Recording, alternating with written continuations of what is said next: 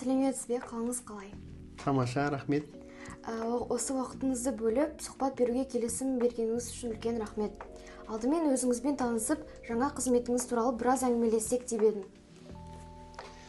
Қысқаша таныстырсам, аты жөнім Нартай Советханұлы.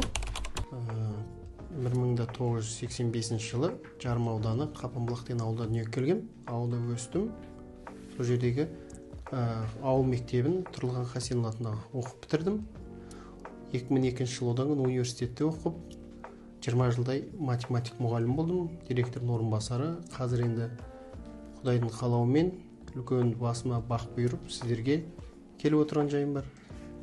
Тамаша. Енді негізгі сұрақтарға өтсек, өзіңіз туралы қысқаша айтып өтсеңіз, кәсіби жолыңыз қалай басталды? Кәсіби жолға қалай келдімнен бастаған дұрыс шығар. Мектеп бітірер кезде 11 жаста нелер болды, балалар тілек айтады ғой, бірінші жастар. Сол кезде кішкентай бір бала Нартай ағамызды математик деп көреміз деген, соның әкем болды, періште айтып тұрған, сен математик болуың керек деп. Содан математик болдық.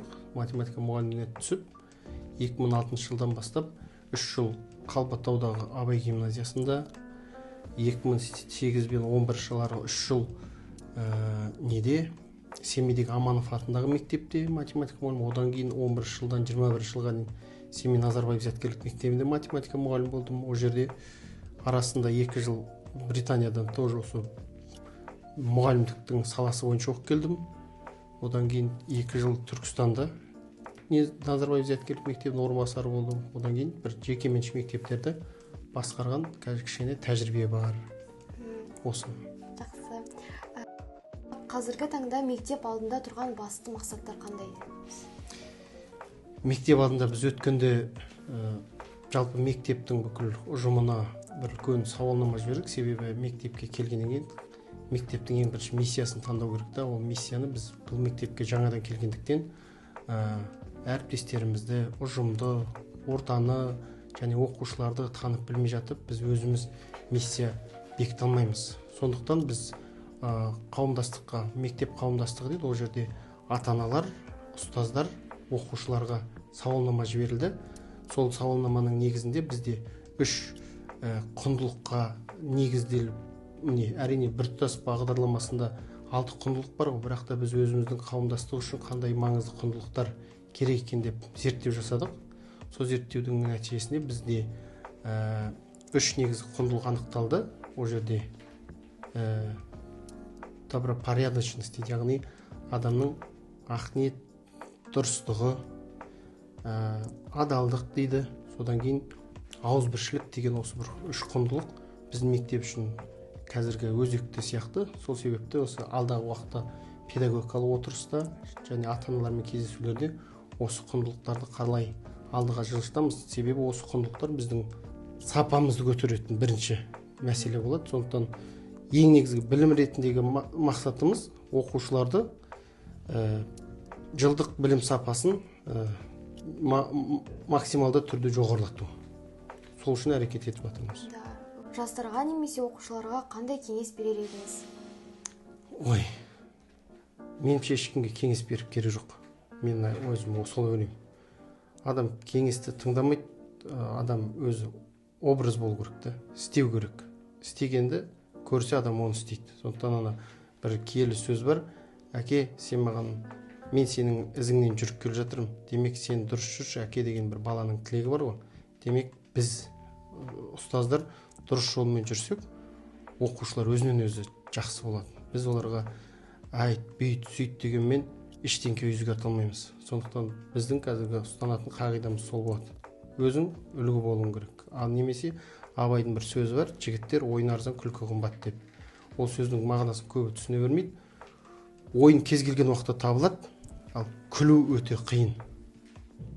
Сондықтан кейін рахаттан күлу үшін қазір еңбектену керек. Кеңесім, ол ақыл емес, таза кеңес, еңбектену керек болды. Жақсы, дұрыс айтасыз. Сіздің ойыңызша жақсы басшы қандай болу керек? Менің ойымша деген болмыс, ол әлемнің дамыған елдерінің барлығында тыңдаушы басшы керек болды. өзінің әріптестерін тыңдау керек, сол кісілердің ойынан шығу керек. Және де батыс Европаның бізден озып кеткен жерлерде сол именно мен бастықпын деп өзін биік санауда емес, қарапайымдылықпен адамдармен тең дәрежеде сөйлесуінде шығар деп ойлаймын. Меніңше сол қарапайым болу керек. Керемет. Қызметкерлеріңізді қалай қолдап дамытасыз? Қызметкерлерді қолдап дамыту деген сөз, ең бірінші қызметкерлердің сөзін тыңдау. Қолдау деген сөз содан басталады деп ойлаймын. Олардың әрқайсысын енді мен бұл ұжым өте үлкен ұжым, келіп жатқан 80-90-ға тарта мұғалімдеріміз бар, 20-30 шақты тех персонал бар, және сонда 110-120-дай кісі. Енді әрқайсымен әрі танысып үлгерген жоқпыз, дегенмен де мұң-мұқтажын айтып келген кезде қолдай алсақ, жұмысымен, бірақ адамгершілік тарапынан олардың әлеуметтік жағдайын, ахуалын, қандай бэкграунды, оның үлкен өзінің түйткілді мәселелері бар, соның барлығын түсіністікпен қарап, мүмкіндігінше сондай азаматтық, адамдық позицияда қолдай алсақ, дұрыс басшы, дұрыс солай қолдайды деп өзім ойлаймын. Өте дұрыс. Қандай кітаптар, немесе фильмдер, немесе тұлғалардан шабыт аласыз? Ондай бар ма? Енді қандай кітаптар деген кезде, кітаптардың Марғұлан Сейсенбай деген кісінің айтқан сөзі бар. Кітаптар бар, пайдалы және пайдасыз кітаптар бар дейді. Пайдалы кітаптар деген сөз, ол сенің өміріңді қандай да бір жақсартуға әсер ететін болса, ол рухани тұрғыда да, ол әлеуметтік, экономикалық тұрғыда да сенің өміріңді жақсартатын кітаптар болса, сол кітаптар жақсы. Қазір енді кітаптар өте көп. Енді мен соңғы оқыған бір кітаптарым Қабдеш Жұмаділұлының «Академиктің көз жасы» деген кітап. Осы өте қатты әсерлендім. Әсерленген себебім, Қаныш Сәтбаев деген ғаламат ғалым болған. Ол өзінің сонау ашаршылық заманнан қазақтың зиялыларын барлығын атып өлтірген кезде, оның бүкіл өзінің туған ағалары, апайларының барлығын жер аударып жүрген. Солған қарамастан өзі ғылымына адал болып, Әлімхан Ермеков деген біздің территориямызды сақтап қалған ғаламат Алаштың зиялысы бар. Сол кісінің айтқан сөзі бар. Қаныш Сәтбаевтың ақылдылығы, данышпандығы сол жерде, ол саясатқа араласпай өзінің ғылымына адал болды дейді. Яғни ғылымына адал болғандығы соншалық, ол ашаршылық кезінде өзінің туған өлкесі Баянауылға барып, 10-20 шақты аштан өлгел жатқан балаларды жетім алған. Қарағандыға, ол кезде ол өзі Қарағанды дейміз ғой, Жезқазғандағы Қарсақбай деген жаққа алып кетеді.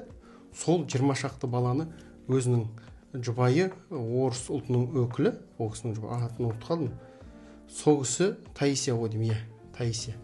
Сол кісі бірге бағып, сол 20 бала кейін қазіргінде алтын адамды тапқан ғаламат ғалым, академиктер шықты.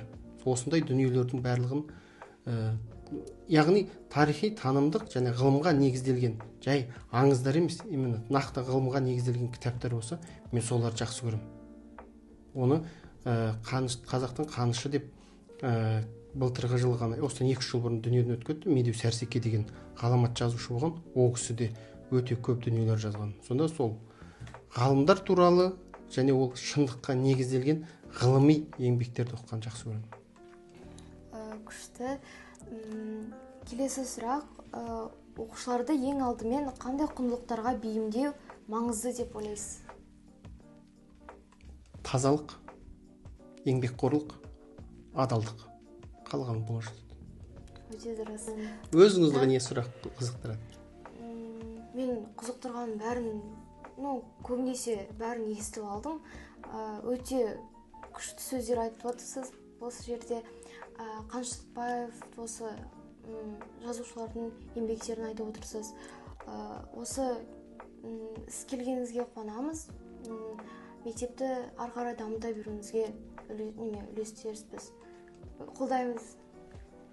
Рахмет, сізге де көп рахмет. Керемет сұрақтар қойыңыз. Енді келесі жолы өте терең сұрақтар алып келсеңіз де болады. Мен дайынмын жауап беруге. Рахмет. тағы да мен осы мұғалімдерді келіп жеткен мейрамдарымен шын жүректен құттықтаймын. Сіздер біздің мектептің ең оқушыларға деген примерсыздар деп айтуға болады. Және біз сіздерді өте жақсы көреміз. Және де осылай бақытты болып, сіздерді бақытты көріп жүре беруге тілектеспін. Керемет, рахмет. Мен де Көкпекті орта мектебіміздің бүкіл коллективін, әріптестерімізді шын жүректен құттықтаймын.